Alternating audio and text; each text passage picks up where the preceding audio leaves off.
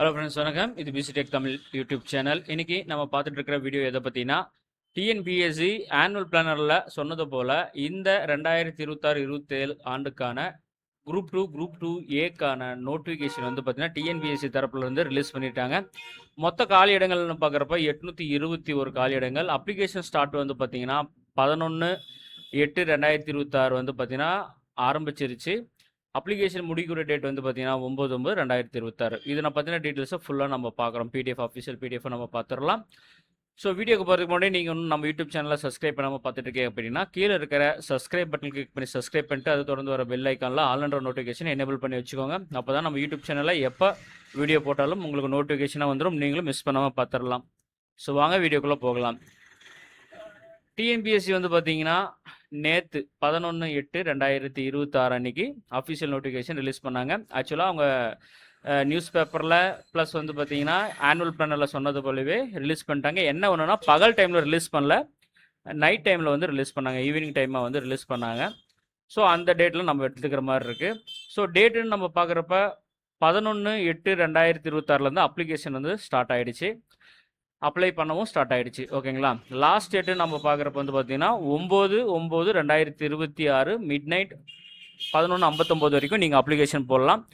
Correction window அப்படின்னு நம்ம பார்க்குறப்ப வந்து பார்த்தீங்கன்னா 13/9/2026 அந்த டேட் ஸ்டார்ட் ஆகிற டைமில் இருந்து 15/9/2026 அந்த டேட் முடிகிற அந்த டைமிங் வரைக்கும் நீங்கள் கரெக்ஷன் விண்டோ எதுனாலும் பண்ணிக்கலாம் அப்படின்னு சொல்லியிருக்காங்க.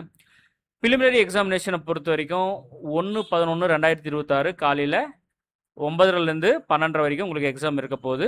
மெயின்ஸ் எக்ஸாம் வந்து பார்த்தீங்கன்னா அலௌன்ஸ்மெண்ட் நாங்கள் பண்ணுவோம் அப்படின்னு சொல்லியிருக்கிறாங்க. ஓகேங்களா. அதை டிக்ளேர் பண்ணிவிட்டு உங்களுக்கு அலௌன்ஸ்மெண்ட் சொல்லியிருக்கோம். அப்புறம் எப்படி வந்து இதுக்கு அப்ளை பண்ணலாம் அப்படின்னு சொல்லி நம்ம பார்க்குறப்ப எல்லாருமே கண்டிப்பாக வந்து இந்த டிஎன்பிஎஸ்சி பொறுத்த வரைக்கும் நீங்கள் அப்ளை பண்ணுறப்ப ஒன் டைம் ரிஜிஸ்ட்ரேஷன் கண்டிப்பாக பண்ணியிருக்கணும். நீங்கள் டிஎன்பிஎஸ்சி ஆஸ்பிரண்ட்டாக இருக்கீங்க அப்படின்னா உங்களுடைய ஒன் டைம் உடைய ஸ்டேட்டஸ் என்ன அப்படின்றது பார்த்துக்கோங்க. உங்களுடைய ஒன் டைம் ரிஜிஸ்ட்ரேஷன் ஆக்டிவில் இருக்கா இல்லை ரினியூவலுக்கு வந்துருச்சா அப்படின்ற மாதிரி பார்த்துக்கோங்க. ஆக்டிவில் இல்லைன்னா ரினியூல் பண்ணிக்கோங்க. அப்போ தான் வந்து பார்த்தீங்கன்னா நீங்கள் அப்ளை பண்ணணும். கண்டிப்பாக ஒன் டைம் இல்லாமல் டிஎன்பிஎஸ்சியில் இந்த அப்ளிகேஷனில் எந்த ஒரு அப்ளிகேஷனும் நீங்கள் போட முடியாது. ஓகேங்களா. அதே போல் கரெக்ஷன் பீரியட் நான் ஃபஸ்ட்டே சொன்ன மாதிரி அது தனியாகவும் மென்ஷன் பண்ணியிருக்காங்க. அடுத்ததாக வந்து பார்த்தீங்கன்னா என்னென்ன பதவிகள் கொடுத்துருக்காங்க, எவ்வளோ பதவிகள் கொடுத்துருக்காங்கன்றதை பார்த்துருவோம். ஃபஸ்ட்டு குரூப் டூ சர்வீஸ்க்கு வந்து பார்த்தீங்கன்னா கிட்டத்தட்ட 41 காலி இடங்கள் வந்து பார்த்தீங்கன்னா கொடுத்துருக்காங்க. ஓகேங்களா. இந்த 2 எக்ஸாமுக்குமே வந்து பார்த்தீங்கன்னா உங்களுக்கு இன்டர்வியூ இல்லை, எக்ஸாம்ஸ் மட்டும்தான். பிலிம்ஸ் மெயின்ஸ் எக்ஸாம்ஸ் மட்டும்தான். முடிச்சோடனே டாக்குமெண்ட் வெரிஃபிகேஷன் பண்ணிவிட்டு உங்களுக்கான வேலை வாய்ப்பை நீங்கள் வந்து பெற்றுக்கலாம். அப்பாயின்மெண்ட் ஆர்டர் ஆகிட்டு நீங்கள் பிளேஸ்மெண்ட் ஆகிக்கலாம். இப்போ குரூப் 2வில் வந்து பார்த்தீங்கன்னா என்னென்ன போஸ்டின் பார்க்க போகிறேன். அசிஸ்டன்ட் இன்ஸ்பெக்டர் லேபர் டிபார்ட்மெண்ட் கொடுத்துருக்காங்க. அப்புறம் deputy commissioner of tax officer Tamil Nadu commercial tax subordinated அப்படின்னு கொடுத்துருக்காங்க. அதில் ஒரு vacant. Junior employment officer Tamil Nadu general subordinate employment training இதில் வந்து ஒரு வேக்கண்ட்டு.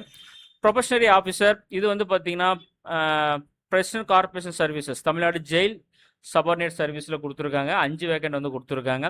இதுக்கான பே ஸ்கேல் வந்து பார்த்தீங்கன்னா லெவல் 18 வந்து பே ஸ்கேலாக உங்களுக்கு கொடுத்துருக்காங்க. குரூப் 2 சர்வீஸ் கிட்டத்தட்ட வந்து இந்த குரூப் 2 கேட்டகரியில் நீங்கள் போனீங்கன்னா கிட்டத்தட்ட உங்களுக்கு ஒரு பேசிக் பே ப்ளஸ் வந்து டிஏ எல்லாமே சேர்த்துனா ஒரு 70,000 கிட்ட வந்து உங்களுக்கு வந்து சம்பளம் வந்து இருக்கும். ஓகேங்களா. அப்புறம் சப் ரிஜிஸ்டர் ஆஃபீஸர், ஓகேங்க, ரிஜிஸ்டர் டிபார்ட்மெண்ட்டில் 3 வேக்கண்ட் கொடுத்துருக்காங்க. ஜெயிலர், ஓகேங்களா, ஜெயிலர் வந்து மென் கேட்டகரி கொடுத்துருக்காங்க. தமிழ்நாடு ஜெயில் சர்வீஸ் கொடுத்துருக்காங்க 3 வேக்கண்ட்டு. அதே வந்து உமனுக்கு வந்து பார்த்தீங்கன்னா ஒரு வேக்கண்ட் கொடுத்துருக்காங்க.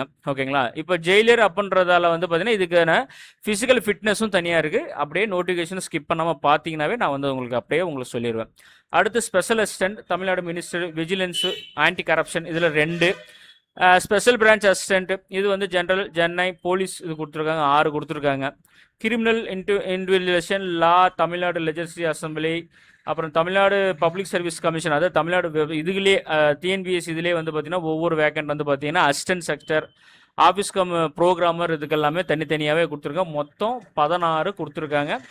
இதில் வந்து கிட்டத்தட்ட 10 நேம் ஆஃப் தி 10 லிஸ்ட் வரைக்கும் இருக்கிற 10 வேக்கண்ட் வந்து லெவல் 18 லெவல் ஸ்பேஸ் ஸ்கேலும் 11 இருந்து, ஓகேங்களா, 11 இருந்து வந்து பார்த்தீங்கன்னா லெவல் 16 பே ஸ்கேலும் கொடுக்குறாங்க.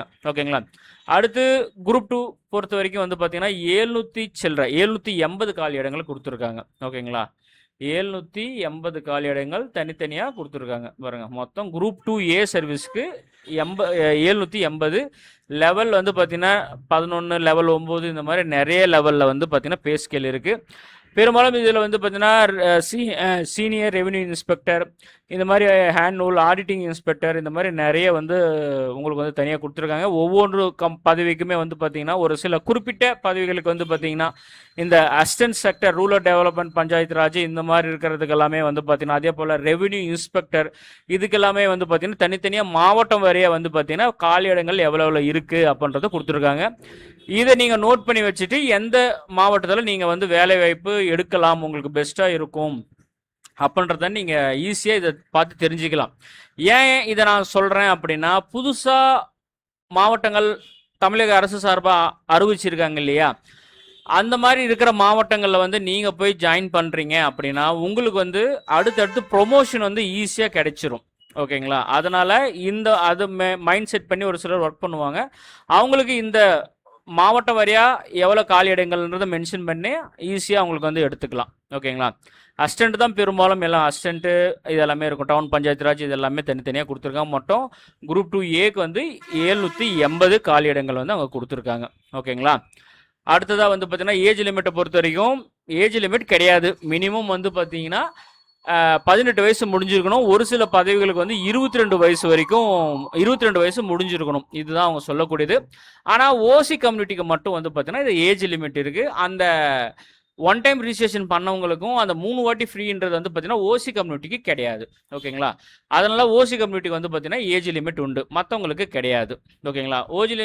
ஓசி கம்யூனிட்டிக்கு வந்து பார்த்தீங்கன்னா ஒரு சில போஸ்ட்டுக்கு 22, மேக்ஸிமம் எல்லாத்துக்கும் 18 வயசு முடிஞ்சிருக்கணும். 32, 37 அந்த அளவுக்கு வரைக்கும் போயிருக்காங்க. அதே ஓசி கேட்டகரியில் இருக்கிறவங்க ஹேண்டிகேப்பாக இருக்காங்கன்னா அவங்களுக்கு தனியாகவும், எக்ஸர்வீஸ்மேனாக இருந்தாங்கன்னா அதுக்கான ஏஜ் லிமிட்டும், டெசிட்டிவ் விடோ ஓசி கம்யூனிட்டியில் வராங்கன்னா அவங்களுக்கு நோ ஏஜ் லிமிட்டு. ஒரு சில பதவிகளுக்கு லிமிட்டேஷன் வந்து ஏஜ் செட் பண்ணியிருக்காங்க. மற்றபடி வந்து அதே போல் குரூப் 2க்கும் வந்து பார்த்தீங்கன்னா 18லேருந்து 32, 37, 42 அந்த மாதிரி தனித்தனியாக கொடுத்துருக்காங்க. இந்த ஓசி கம்யூனிட்டி தவிர மீதி இருக்கிற SC, SC, ST, MBC, BC, BCA Muslims இந்த மாதிரி இருக்கிற எல்லா கேட்டகரிக்குமே வந்து பார்த்தீங்கன்னா மினிமம் 15, 18 முடிச்சிருக்கணும். மேக்ஸிமம் வந்து பார்த்தீங்கன்னா நோ ஏஜ் லிமிட். ஒரு சில பதவிகளுக்கு தவிர மீதி எல்லா பதவிகளுக்குமே ஏஜ் லிமிட் இல்லை. ஓகேங்களா? இதுதான் வந்து பார்ப்பாங்க. நீங்கள் செக் பண்ணிக்கோங்க. அப்ளை பண்ணுறதுக்கு முன்னாடி உங்களோட ஏஜ் லிமிட் என்ன கேட்டகரி வச்சு நீங்கள் செக் பண்ணிக்கோங்க. அப்புறமேட்டு வந்து பார்த்தீங்கன்னா எஜுகேஷன் குவாலிஃபிகேஷன். ஓகேங்களா? எஜுகேஷன் குவாலிஃபிகேஷன் பொறுத்த வரைக்கும் எனி டிகிரி இருந்தாலே போதும், நீங்கள் அப்ளை பண்ணலாம். குரூப் 1க்கு ஏற்ற மாதிரி வந்து பார்த்தீங்கன்னா குரூப் 1ல் வந்து பார்த்தீங்கன்னா ஃபைனல் இயர் ஸ்டூடெண்ட்ஸும் நீங்கள் வந்து அப்ளை பண்ணலாம். ஆனால் வந்து குரூப் 2க்கு வந்து பார்த்தீங்கன்னா டிகிரி முடிச்சிருந்தா மட்டும்தான் நீங்கள் வந்து அப்ளை பண்ண முடியும். அது நீங்கள் மென்ஷன் பண்ணிக்கோங்க. உங்ககிட்ட டிகிரி முடிச்சதுக்கான ப்ரொஃபஷனல் சர்டிஃபிகேட்டாச்சும் கையில் நீங்கள் வாங்கியிருக்கணும். அப்படி வாங்கியிருந்தால் மட்டும்தான் நீங்கள் அப்ளை பண்ணலாம். 60 வயசு வரைக்கும் இருக்கிறவங்க அப்ளை பண்ணலாம். ஓசி கேட்டகரியை தவிர மீது எல்லா ஆட்களுமே 60 வயசு வரைக்கும் இருக்கிறவங்கள அப்ளை பண்ணலாம். There is no age limit அப்படின்னு சொல்லி அவங்க மென்ஷன் பண்ணியிருக்காங்க. ஓசி கம்யூனிட்டி இல்லாதவங்க. ஓகேங்களா? ஓசி கம்யூனிட்டி தவிர. ஓகேங்களா? அடுத்ததா எஜுகேஷன் குவாலிஃபிகேஷனை பொறுத்த வரைக்கும் எனி டிகிரி நான் சொல்லிட்டேன். ஆனால் ஒரு சில குறிப்பிட்ட பதவிகளுக்கு வந்து பார்த்தீங்கன்னா அந்த டிபார்ட்மெண்ட்டுக்கு ஏற்ற மாதிரி குவாலிஃபிகேஷன் பார்ப்பாங்க. இப்போது அசிஸ்டன்ட் இன்ஸ்பெக்டர் அப்படின்னா யூனிவர்சிட்டி எனி டிகிரி முடிச்சிருக்கணும். அதில் வந்து பார்த்தீங்கன்னா பிஜியில் வந்து சோசியாலஜி அந்த மாதிரி எதாவது முடிச்சிருக்காங்க. அந்த மாதிரி டிப்ளமோவில் சோசியாலஜி அந்த மாதிரி சோசியல் ஒர்க்கு இந்த மாதிரி எதாவது முடிச்சிருந்தாங்கன்னா அவங்களுக்கு பர்ஃபெக்ட் குவாலிஃபிகேஷன். அந்த குவாலிஃபிகேஷன் இருக்கிறவங்களுக்கு மட்டும்தான் அந்த பதவிகள் வந்து பார்த்தீங்கன்னா கிடைக்கும். ஓகேங்களா? அதனால் குறிப்பிட்ட பதவிகளுக்கு குறிப்பிட்ட படிப்பும் இருக்குது. அதை நீங்கள் பார்த்துக்கோங்க. அது பார்த்துட்டு குறித்து வச்சுக்கிட்டு நீங்கள் அப்ளை பண்ணாலும் சரி, இல்லை உங்களுக்கோசரம் வேறு யாராச்சும் அப்ளை பண்ணாலும் சரி, இந்த போஸ்டிங்கை மென்ஷன் பண்ணி அப்ளை பண்ணுங்கள். இந்த குவாலிஃபிகேஷன் எங்கிட்ட இருக்குது அப்படின்னு சொல்லிட்டு நீங்கள் சொல்லுங்கள்.